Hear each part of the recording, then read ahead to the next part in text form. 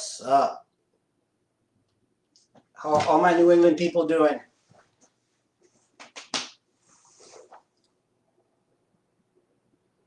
So, let's see.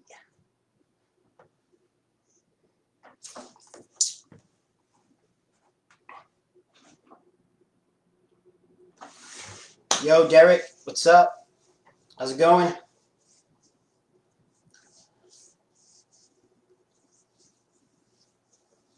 What's up, Andrew?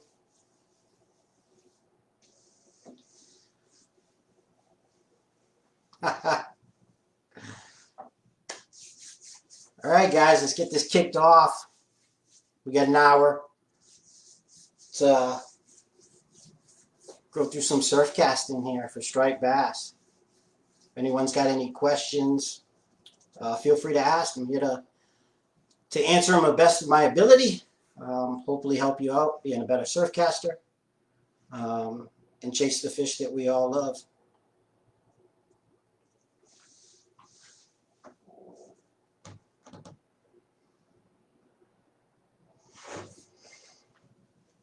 All right, well, I'll kick it off first with some long cast information.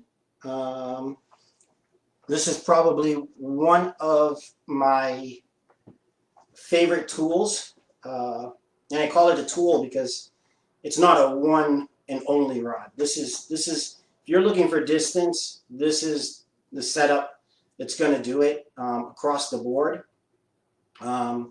There's three in the reel sizes. There's three models: Speedmaster, which is your introductory level, Ultegra, and then Ultegra CI4. And this one right here is the Ultegra CI4, which is my favorite of all three. This is the flagship on the long cast stuff. And what long cast really is, it's a large shallow arbor spool and a really super slow oscillation. And what that means is, I'm going to try to do this without hitting this clip here, but let me cut this off.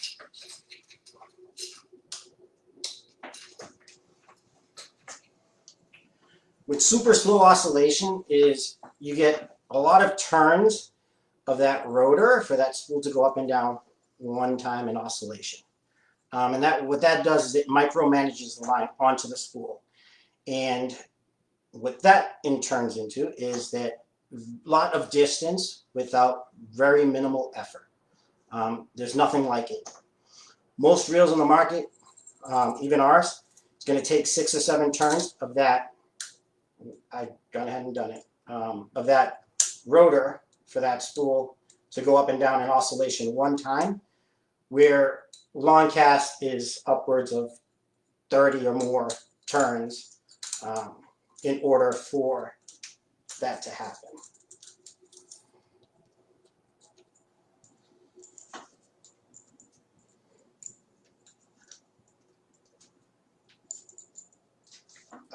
Let's get this in here.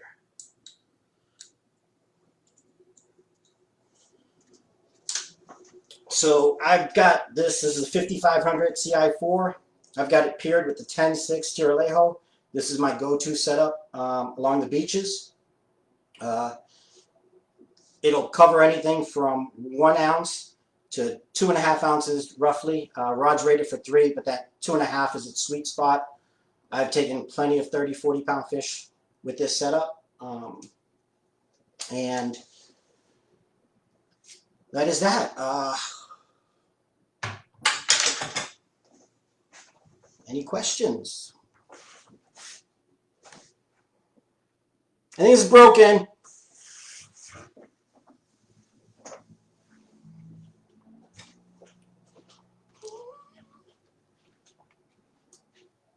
You got 120 people. Yeah, no, I'm looking now. It doesn't populate right away unless I move. We got people asking for tips about beach fishing for them, what to look for when walking the beach. All right, so here we go. All right, so one of the first things I do is, if you really want to get serious about striped bass, structure is the key, right? Bass relate to structure incredibly. And structure really, when you say the word structure, a lot of people think, you know, that's rocks or jetty, wall, anything that's visible. But to be honest, structure is anything that breaks a line. So on a beach, even if it's flat, if there's a dip in the beach, that's structure. Troughs, fingers, all those things, breaks, sandbars, those are all structure.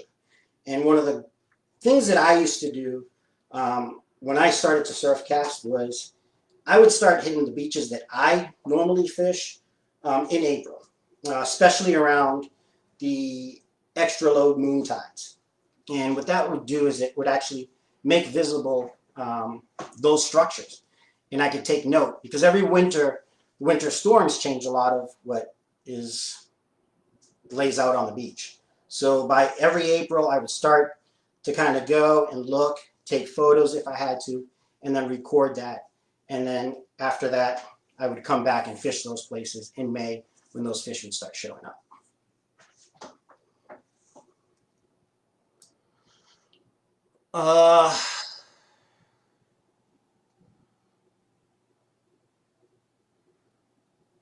Sorry, just reading through these.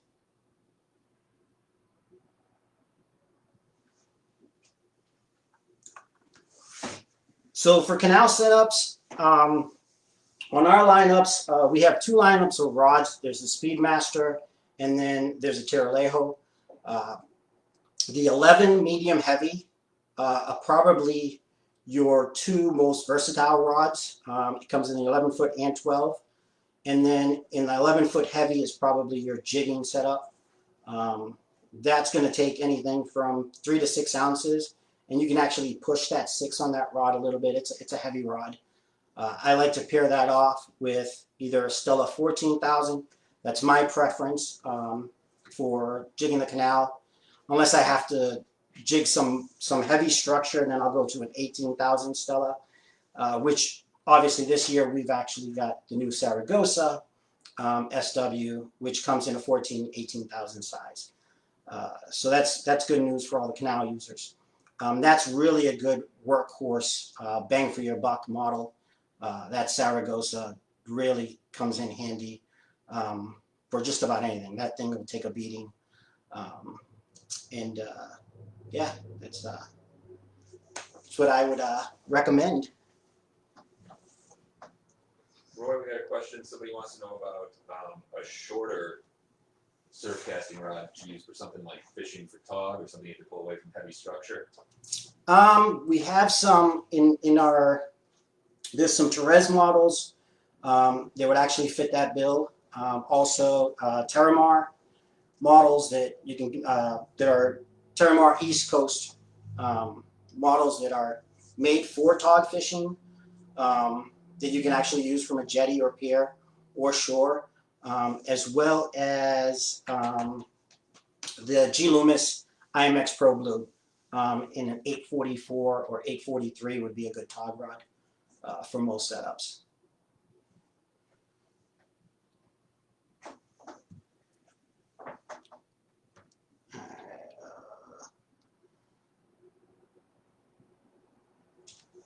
How about tides? How do you think about tides and approaching tides? So approaching tides, for me, I think it depends on the area, and that actually takes a little bit of homework to find out what tide works for the area that you fish.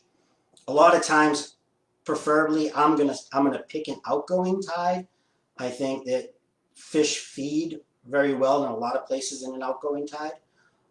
But I have spots that, you know, incoming tide is better, or even slack low is good, which is unbelievable. There's not a lot of places that have a good slack low by, because striped bass really orientate with current. And once that current stops, they usually start to begin to position themselves to catch that current going the opposite direction.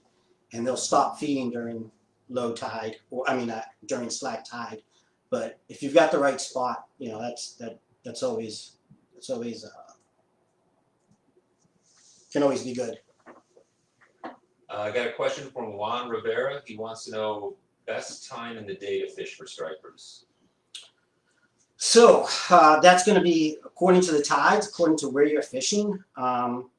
You know, for a shore guy, it's very difficult to find current spots, and this is why, you know, the canal can be so good during the days, because you have so much current going through there at one time.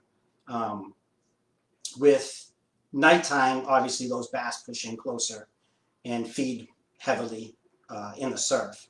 But during the day, you know, really spring and fall, if you can find structure and find bait and current, that's going to be your best bet during the daytime. And so that has to do with tide as well.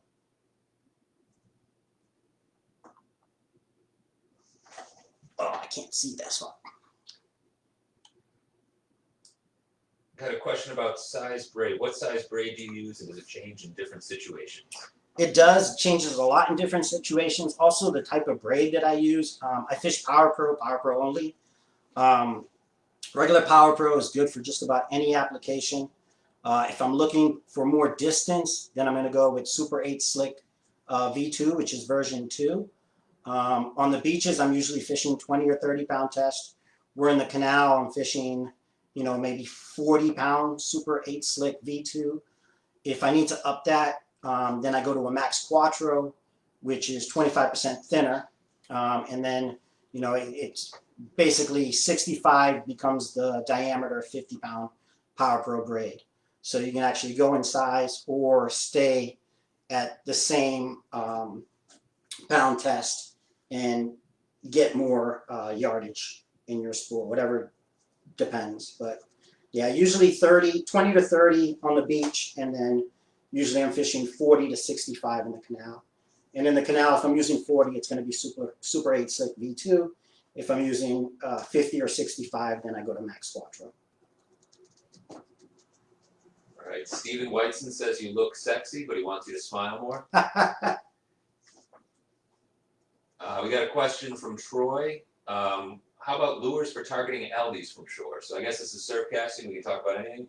Yeah, I'm willing to do that. So albies, you know, metals obviously are always great because you can get a lot of distance with them. The Shimano Colt Sniper is a very good lure that's not as utilized as much as I think it should be. I mean, it should be in everybody's boxes. I do extremely well with them.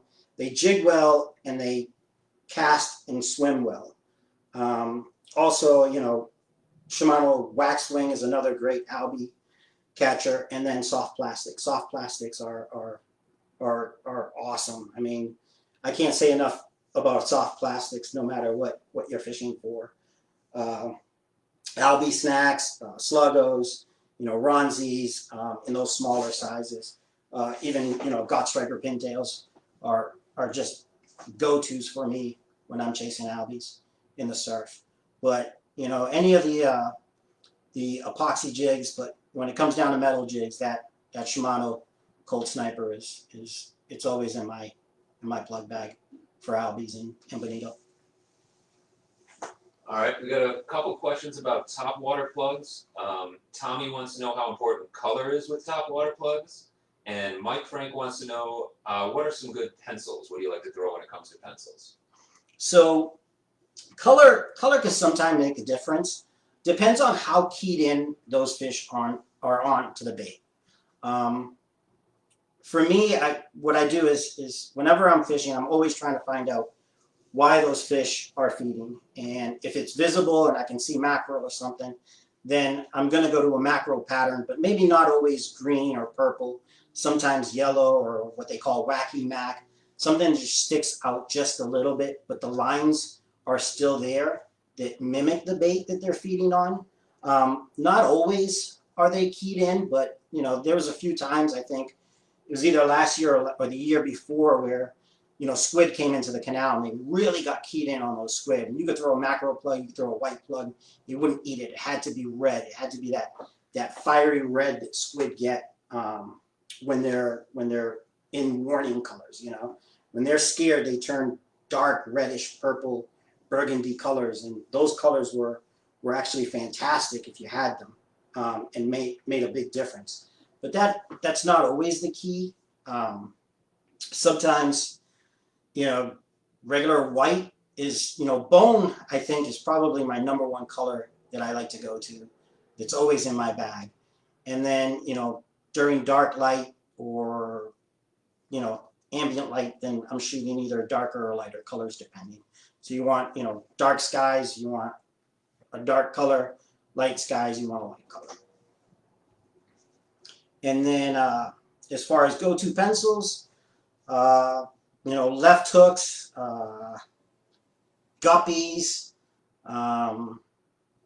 probably name probably the two that I have mostly in my bag.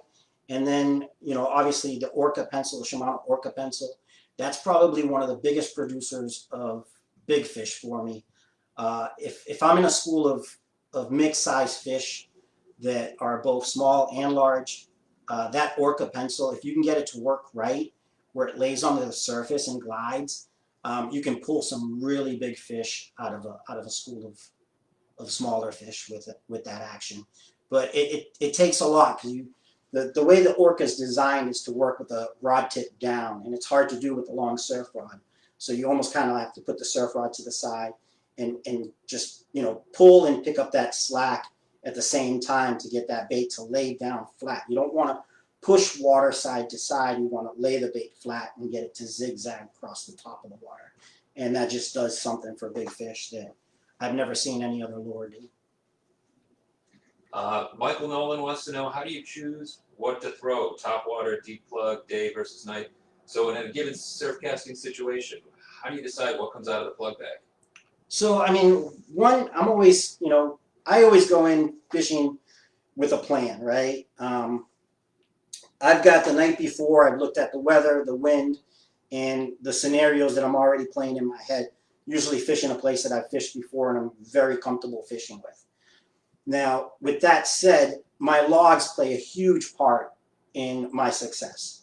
I don't have when I was younger, I could go off of memory, but as I got older, I started to see, more and more with my logs, how repetition on, certain winds and fishing places and tides came into play. So I have that mindset. If I did well with swimmers here on a southwest wind, mid tide, then that's gonna be my starting point. That's what I'm gonna throw. And then whether I'm catching or not, then I go ahead and adjust from there.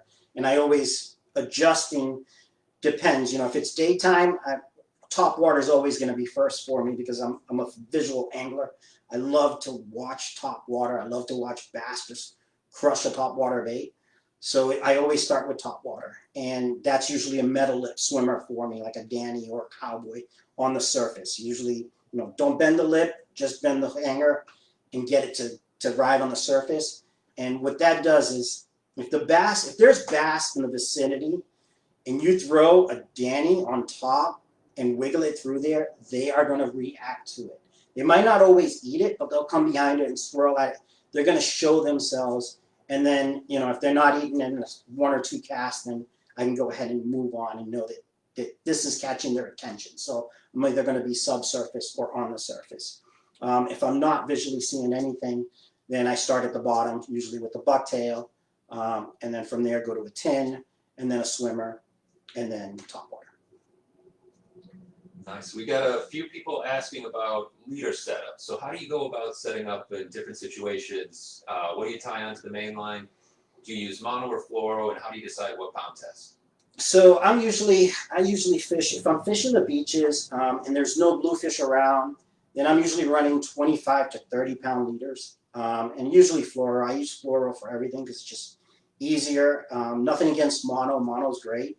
I love fluoro, and I love the way that it reacts. And I'm usually attaching that to my braid via FG knot. That's my preferred knot. There is, PR knot's another great one, but all the other good, Unity Uni, Alberto, they're all great knots. I just feel like the FG comes through the guides a lot easier, and that allows me to fluctuate with my leader size and length.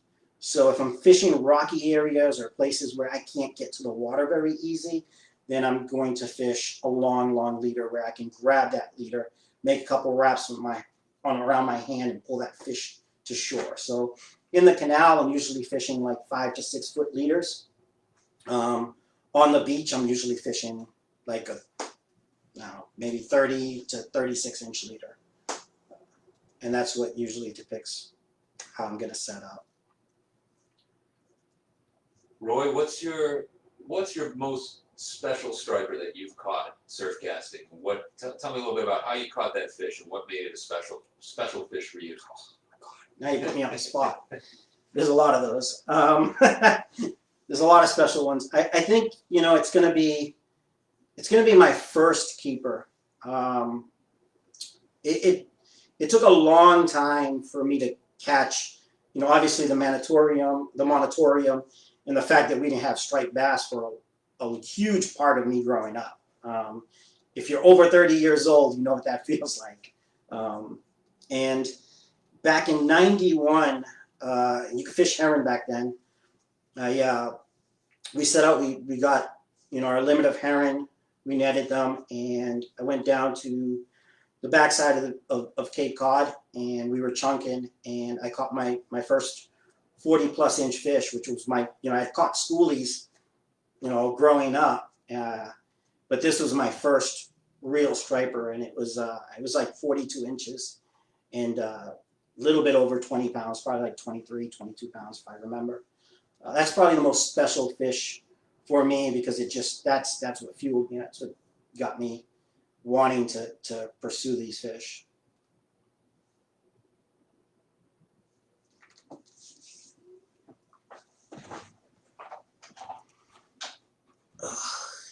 Do you do much bait fishing for stripers? Or you mentioned that fish was on a herring. How often now do you do bait fishing for stripers, and how would you go about that? So it's for me, it feels like it's more work than what it's worth now. There was a time where that's all I did. When these fish came back in the early '90s, primarily all my fishing was live lining, herring, and bunker.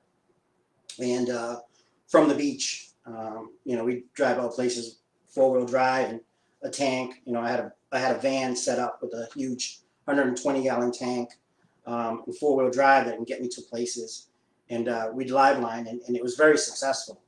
And as herring became an issue, and that moratorium went into effect, and just the culture of striped bass fishing, and all these plug builders that encapsulate New England, I started to venture out with artificials, and I found out that you can catch some really big bass with artificials on the right tide, the right night, or even daytime, for that matter. So it piqued my interest a lot more. It was a lot cleaner. It was easier to take some plugs and throw them in my plug bag and go out. And if I didn't catch anything, I learned something. And if I did catch something, I learned something. So that's where that became part of what I did. Now, as far as bait fishing goes, if it's going to be productive, I have no problem with it. I'll pick up a fly rod or whatever it is to catch fish. They're all tools, and they're all different tools. There's no wrong or right. When it comes to bait, I can't emphasize more than fresh bait. Like that is king. Doesn't matter what type of bait it is, you want it to be fresh. I know that's not always the case, and it's not always available, but if it's available, that's usually the only time that I'll throw bait at striped bass or anything, as long as it's fresh. Roy, we got some questions about time of year, talking about the fall run heating up. What's your favorite time of year to surfcast for stripers, and why? So that's tricky, because in the spring I'm gun ho. I've missed these fish incredibly, so I want to get out and chase them. I think it's kind of evolved over the last few years as the striper fishery starts to go down. I really look forward to the fall a little more than the spring, only because early spring you start to get a lot of schoolies, and with schoolies, it means beating up on fish. And I've kind of gotten away from that. And if I'm going to do it, I'm going to go to single hooks, and I'm only just going to do it for a little bit just to get my fill, and then I'm done with them. Because I mean, it's a matter of do I want to catch 100 little schoolies and maybe sacrifice, killing 20 or 30 of them, even though I'm releasing them, or do I want to go into fall where there's much more bigger fish for me to target, and have a much better release rate? Got a question from Bill Eicher. He stepped out for a minute. He wants to know if we've talked about eels yet. I don't think we really have. No, we haven't. Any fishing with eels? So I used to do a lot of eel fishing. I used to do a lot of eel fishing at night with live eels, and over the years, it kind of manifested into eel skins, and I feel like sometimes you don't miss a beat. So I'm always looking for that eel bite with eel skin versus live eels. And again, it just comes down to, what do you really want to go through to have that end result, and do you need it on that night? I feel like with a well-preserved eel skin, an array, whether it's, eel skin jig, Danny, needle, if you have a selection of different eel skins that you can cover the water column with, you can have a successful night without having to get some eels, keep them alive, put them on ice, have a rag, get all slimy. For me, it's just ease. I hope that answers your question. We got a question from Eddie. How important is hardware?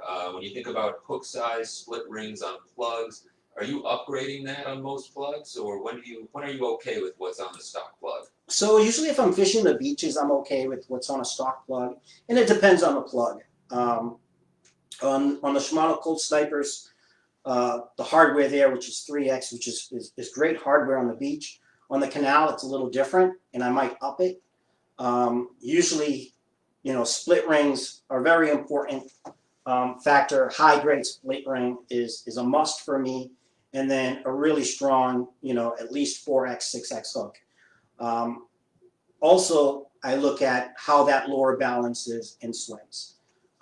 So that means just taking out maybe a couple times, replacing those hooks with different brands or sizes, where they're still functional and that lure still actually keeps its integrity.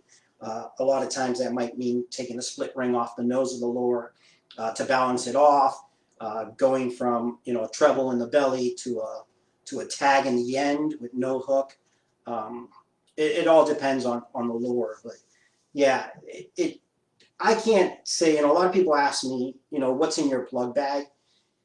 A lot of times, and this is going to relate to this, is because what's in my plug bag when I'm on the water, those are like my best friends. Like, I know everything about each lure in my bag. I can fish them at night in the dark with my eyes closed, 100 yards out, and know what they are doing. And it's very important that you know what your plugs are always look like and what they do, how the angle of your rod changes their action, how your retrieve changes their action. This is all important because, especially fishing at night where you can't see that lure, but you have to anticipate what it's doing, so you can anticipate that bite. That's extremely important. So by changing out hooks and stuff, you definitely, if you're going to do that and change out the hardware on the lure, take it out in the daytime, make some casts with it, and see what it does to that lure, and do a before and after, just so that you can get as close as possible to that action that makes that lure work.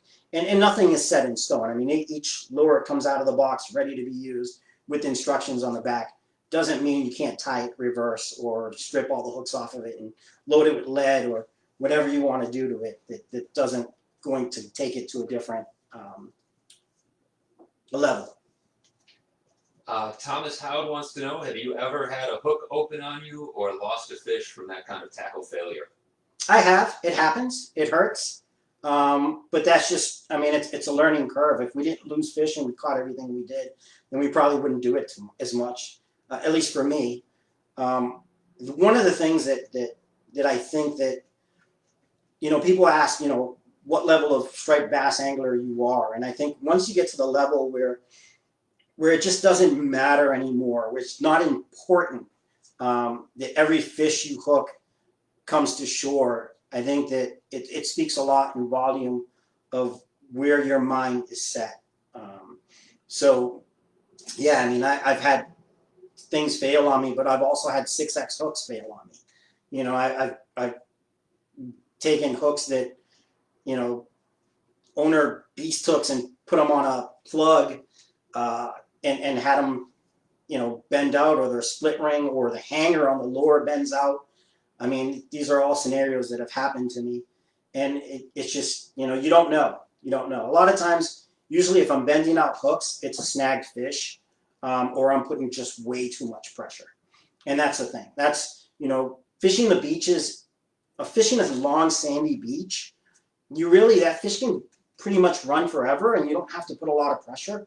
Fishing places where there's a lot of structure or a lot of current, we tend to put a lot more pressure on the fish, and that equals, you know, lost fish. So, and broken dreams. But yeah, I mean, that honestly, that comes down to the canal a lot. You know, it just, you know, it's such pressure fishing in the canal. You've got the current, you've got the fish, you have structure, and then a lot of times you have someone, you know, 5-10 feet down from you that if you hook up, they hook up basically. Even though they're not tight to a fish physically, but they're in the same fight you are, because they have to wait for you to get your fish out of their way. And that's where, you know, we put the boots to stuff, and, you know, high test braids and a lot of pressure, and drags cranked down as far as we can so we can get those fish in quick, released, and out, and make another cast. We got a question from Bill Gleavy. He wants to know, when you're in a spot and the fishing is dead, it's quiet, but you don't want to leave, you think it's going to turn on, how do you stay motivated to keep fishing and keep casting? I think it's, you know, if you don't cast, you can't catch, right? If you really feel like the fish are going to be there in your heart, then man, just grind it out. Think of happy times, think of the outcome, make those casts. It honestly only takes a cast for things to turn on. I mean, it's a split of a second. But if you're not too sure, then move. One of the things that anglers don't do enough is ask the why. And why is very important when it comes to fishing and success. You must always ask why. Even if your theory is just a theory and you don't know if it's the correct one, having something to play in your head and say, you know, half tide, these fish are going to be here in 2 hours or an hour or an hour of the ebb tide, you know, just having that idea, that why those fish are going to be there, why the bait's going to be there, why this piece of structure is going to hold bass, plays huge into motivating us to stick around and fish. We got a great question from Michael. He wants to know, how has saltwater fishing factored into your freshwater fishing success? Or maybe it's the other way around. I think they both play off the same. Play off to each other the same. Freshwater has taught me to fish current extremely, extremely well, especially trout fishing. And I think, you know, the saltwater side, I ran a long time in the early 2000s where I was fishing California style swim baits, really big, large baits for bass, freshwater largemouth bass and smallmouth bass. And that kind of came from the saltwater world. Just me kind of washing off my gear in freshwater after fishing salt. You know, I'd go and either take my wetsuit and go float around in a pond and throw topwater at smallies, or chase largemouth bass with big Dannies, and so on, and had actually success with it. But I think both of them are very close, and the gear that Shimano makes actually even kind of jumps across the board a lot. You know, a lot of our freshwater reels are used in saltwater, inshore and offshore. So there's a lot there to be said, how much that saltwater has helped my freshwater, and how much that freshwater has helped my salt. Roy, Nate Masters wants to know if you fish seasonal plugs like pumpkin and fall. No, I prefer summer squash colored plugs. Yellow over white's probably my favorite out of all plug colors. You got a lot of people like the Lost Fish, Broken Dreams line. It's only because it's true. A lot of people feel that pain. Question from Ed Shaw. What is your personal best smallmouth bass? 6.5 pounds, which is a New England fish, Massachusetts fish, to be exact. So I've got 2 at that size. Roy, what are some of your surf casting goals going forward? You've accomplished a lot, obviously, but what do you still want to do? Probably rooster fish. You know, if I can get out, you know, and chase roosters or GTs from shore, I think that would probably be it. As far as the striper surf, I mean, you're always looking for something bigger, right? That 60, 70, you know, or world record size fish. I mean, I would love to connect with that. That's probably my my mecca of striper fishing. Michael Nolan wants to know, are there any times when you don't go fishing, such as before, during, or after a storm, if there's a strong offshore wind? In other words, what days do you consider the most unproductive and not worth going? And then what days are you absolutely going, no matter what, because of what the conditions are? So, you know, it's good to be safe. And that's always priority, right? Is to stay safe. But I think that, you know, everything, huge low pressures, storms really get fish to feed. And it doesn't always have to be in the face of the wind and the surf. You know, it could be a back bay or whatever. So I'm always going to stick out to the safe route, if possible. Sometimes I do get a little gully and put on a wetsuit and get in front of 8-footers and beat the surf. If I think there's going to be fish there, there's really honestly no bad time to fish. That's all we have is time in this world. And unless you go, you really don't know if you're going to catch or not. So in that, to reply to that is there's just really no worse times. But if there's a moon or tide pools or good tides and they coincide with a storm or something, then I'm going to try to make it out if I have to. But I fish all the time, so whenever I can. Got a question from Andrew. What do you recommend for light tackle or inshore rods? So light tackle inshore, I'm a huge fan of the G Loomis Pro Blue series, 842, 843 in the spinning, fast. I like fast models, just because it's everything now as far as techniques go that seem to be really successful are reaction type techniques, and fast actions play a lot in that part because you can pick up a lot of fast moving baits and pick up that slack really quick. I fish a lot of top waters and a lot of baits that I have to impart action. So I'm huge on the fast action, but 842, 843, Stratic 5000, FL is for me, or you know, on my comfortable level, probably a really good go-to tool for inshore fishing, whether it's striped bass, bonita, just about anything. I mean, you know, 842, 843, you can do a lot with. You fish for an array of things in the inshore world: sea bass, scub, fluke, striped bass, bonita, albies, you name it. Roy, we got a good question from Anthony here. Walk us through how you fight a fish from shore, a big striper, and what do you do if that fish, say, wraps a rock? How do you handle that situation? So one thing I've always done is I adjust my drag. I usually adjust it so that it takes a little bit to take line out. And, you know, I don't want that drag to run all the time. I don't want it to run during the fight. And just to add a little bit, you know, one of the things that I always see on videos that a lot of guys do that they shouldn't is when that fish is taking drag, you don't want to reel. You definitely don't want to reel at the same time that that fish is taking drag.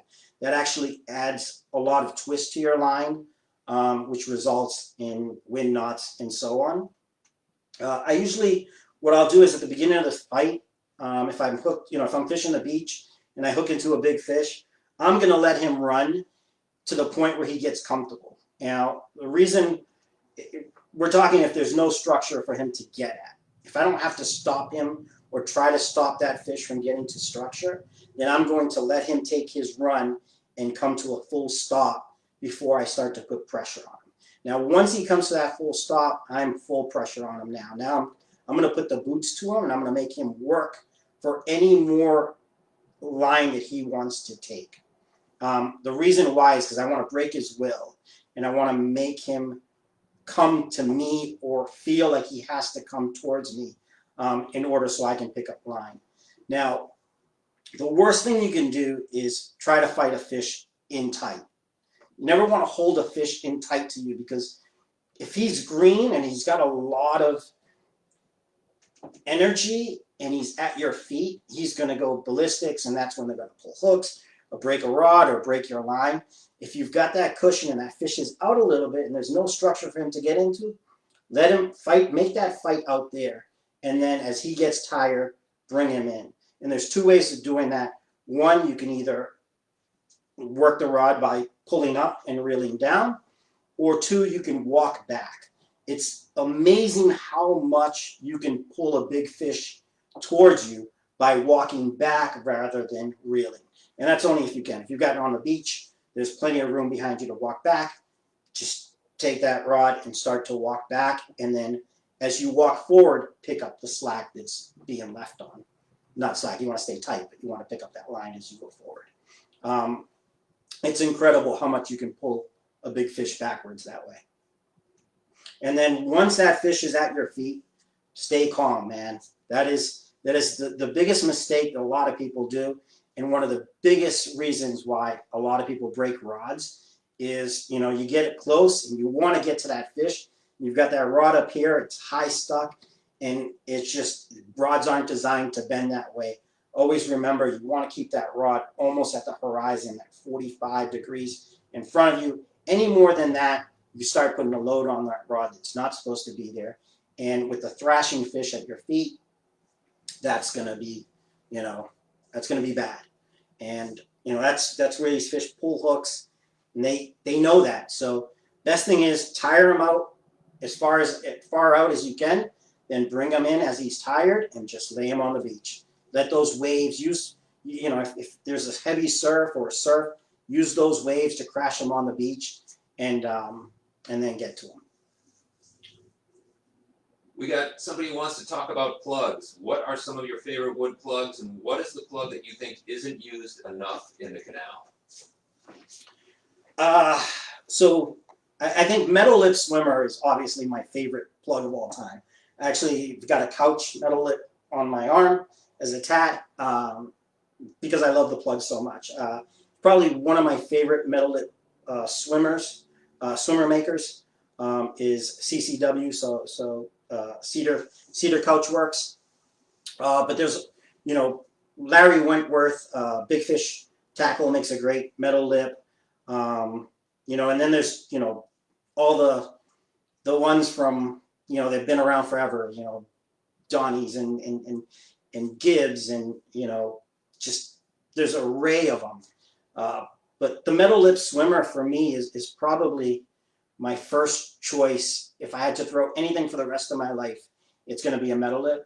And I also think that that's the most least utilized plug in the canal, which I do very, very well with. I throw a lot of metal lips in the canal. How do you fish a metal lip plug in the canal? So the way you're fishing a plug, this is not the window for you to fish a metal lip in the canal. And it depends on two scenarios. One is, are you looking for a surface fight, which you're casting just at about 11 o'clock and you're letting it swing to about 2. And that's going to be your window, right? They're going to eat it in that window on the surface, because anything more than that, that plug is going to want to dig no matter what you do because of the current. Now, once it digs, you kind of slowly push it through the current and into those ribs. I'm always working them in those ribs because those are where those bass are going to stand behind boulders that make up those ribs, and they will come up, dart away, and come eat a metal lip when they won't eat anything else. I know that I've been many times, in a line of a lot of anglers who aren't catching anything, and I can put fish on those rocks every cast on a metal lip. All right, we've had a few people want to know, when are you going to start your own cooking show? I don't know. I don't know. One of these days. It's like, when am I going to write a book? One of these days. How about conventional reels from the surf? Do you have a Shimano conventional that you fish from the surf? So I do. I actually fish the Tiralejo 12-foot conventional with the Tranx 500. It's actually my go-to jigging setup for the canal. It's usually it's what I jig the canal with most of the times. That Tranx 500 loaded with 65 to 100 pound Power Pro. I know it sounds heavy, but that reel can take a ton of line. So even 100 pound or 80 pound test max quattro on there, get more yards than you could ever need. Just cast like a dream for a conventional setup. It also, having that thumb bar, which I can engage and disengage with my thumb without touching that handle, is huge. Because if I need to let some line out to ride the current, I can do that.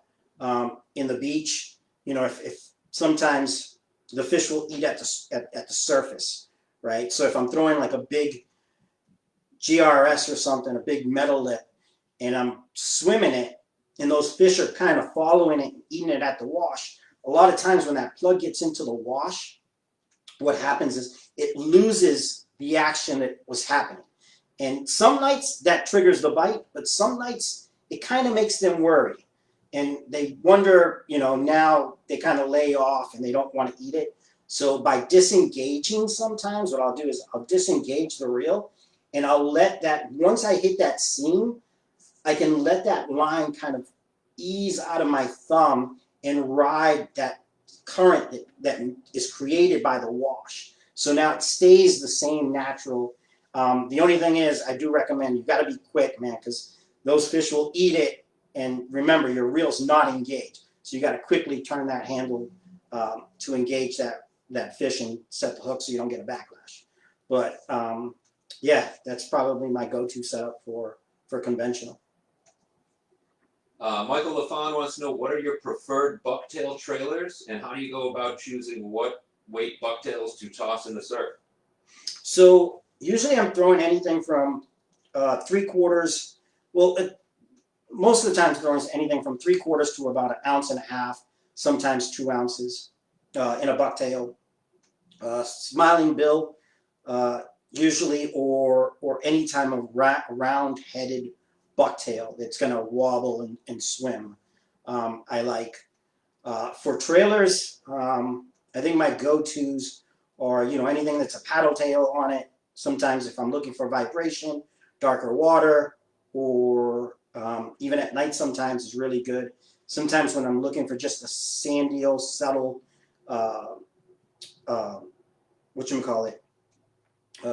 duplicate, then I'm going to go to something like a Sluggo or something with a very slim tail, Bill Hurley or something for a trailer. You mentioned you're a big fan of soft plastics. How do you fish soft plastics from the surf? On bucktails, on single hooks, what do you do differently in different situations? So, double hooked rigged with some lead in it is always a great way. To set up like the 10-6 with the 5500, I can cast, a 9-inch Sluggo rigged with the double hook and maybe about, 1/4 ounce of lead, literally like 50, 60 yards, which is plenty of room to be successful. That's one way. Another is also Hitchhikers. Well, I'll tell you, I don't know if you know what a Hitchhiker is, but a hitchhiker is a small spring with a loop on it. And what I'll do is I'll take that loop, put the hook through the loop, and then wind that soft plastic onto that spring. And what that does is just it nose clips the bait so that that soft plastic is much more freely, and you get a much better action on soft plastics like that. And bass being our, bass are most of the times going to want to eat that bait head first, or because it's soft plastic and it's so easy to inhale. Even if they come from the back and they inhale it, you always get that hook set. Usually always in the lip somewhere, which is really good, especially if you're a catch and release person. But even paddle tails, do the same thing with paddle tails. With smaller baits like soft plastics that I need to get some distance with, I'll use an egg or big plastic water bobbers that you fill with water would allow to be the weight, so you can get that smaller soft plastic out, and then just pop and reel, and that soft plastic kind of trails through the back. Those fish hear that popping sound, come to look, and they see this trailing bait behind it. And then, on a bucktail as a trailer, always, and even baits, what I used to do is, all my magic swimmers and bombers, broken back bombers that broke, I'd always attach, a hitchhiker to the back of that, and attach a soft plastic to it, to just give it some extra action. And some nights, those are the plugs that do well. We got a question about manual bail on a spinning reel. Surf casting with a manual bail. How do you go through? Can you go through how you cast with that, and what are the benefits of having a spinning reel with a manual bail? So manual bail comes down to, if you're fishing heavy surf, if you're a guy that's in saltwater constantly, if you're dunking your reels, it takes away one more failing part of the reel. I think, with Shimano and where we're at, technology base, for the most part, our reels are well made to withstand having to go to a manual bail. Wait, what was the question again? Fishing with a manual bail versus one that automatically. Oh, I was thinking the roller on it. So sorry. Yeah. So manual bail. I personally always going to flip my bail by hand. That is just the way I've always been taught. The reason behind that also is that if you get a lot of wind knots, it's caused by when you take that handle and you turn it, and this is manual, that's why it's not going to turn. But every time you turn this to flip that bail over, what happens is this roller bearing is turning this way, and your spool is turning this way. And what happens is every single time you do that, you're actually twisting the line onto the spool and actually pinning it. So by casting, manually closing that bail, making sure your line is tight and begin to reel, you eliminate that. And what happens is if you take, whether it's mono or braid, doesn't matter. Braid wants to wind itself on itself all the time. That's its nature. Mono wants to hold memory and coil. So if you ever had a reel that you go to cast and you open up the bail and it's mono and that whole slinky comes running out, a lot of the times it has to do with just memory. Where braid, the same thing. You get wind knots. Wind knots are usually the braid just wrapping itself on top of it. If you can get to braid on a wind knot with braid, most of the times you can actually pull that tight and the whole knot comes apart. And that's a huge part of wind knots, is turning that handle to engage that bail. Should always be done manual. Doesn't matter what you fish for or what setup you fish for. It should be always done manually. Roy, we've had a great crowd, over 100 people at time watching. Awesome. 90 right now. We got time for one last question before we sign off. So let's end it with this one. Do you have any advice for a late fall striper for finding one big fish at the end of the season? All right.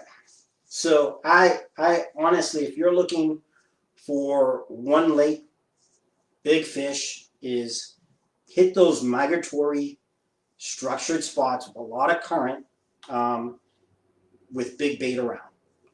Those are the keys. If you can find, you know, bunker, right now schools of bunker close to heavy current, and big structure, that's going to be your best bet. Or finding deep channels that are close to a beach, that's going to be your best chance right now. And go large. Don't be afraid to go large. You know, my falls, when I lived in Plymouth and I fished the canal a lot at night in the beaches, man, I was throwing 12, 15-inch plugs. And sometimes it was just one fish a night. Sometimes it was just two fish a night. But usually those fish are, you know, 30 pounds plus. So that for me was you know, worth it. Another thing is, you know, bass feed heavily on eels, because of the proteins for their winter ride home. That's just it. There's things in those eels that they love that, you know, big bass have a hard time giving up on an eel if they can get it. Awesome. Cool. Thank you. Appreciate it. Hope you all enjoyed. Have a good night and rest of a great striper season. See you guys next time.